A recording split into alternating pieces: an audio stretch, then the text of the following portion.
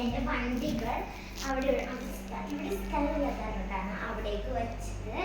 പിന്നെ ഇതാണ് എൻ്റെ ബീച്ചിൽ പോകുമ്പോൾ കളിക്കുന്ന സാധനങ്ങൾ. പിന്നെ ഇതാണ് ടോയ്ലറ്റ് ഇതാണ്. പിന്നെ ഇതാണ് അടുക്കള. ഇവിടെ എൻ്റെ ഫ്രിഡ്ജ്.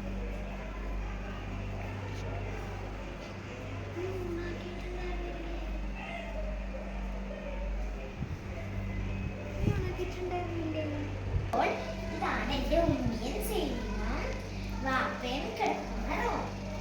അപ്പുറത്തെ കണ്ട അവിടെ സേനും ഇവിടെ ഉണ്ണിയുമായിട്ട്. ഇനി നമുക്ക് എൻ്റെ റൂമിലേക്ക് പോവാം. ഇതാണ് എൻ്റെ റൂം കേട്ടോ. ഇതാണ് എൻ്റെ റൂം. ഇവിടെ എൻ്റെ പാവ എപ്പോഴും അവിടെ തന്നെ ഉണ്ടാവും. ഇത് എൻ്റെ ബെഡാണ്. അലമാരിയുണ്ട്.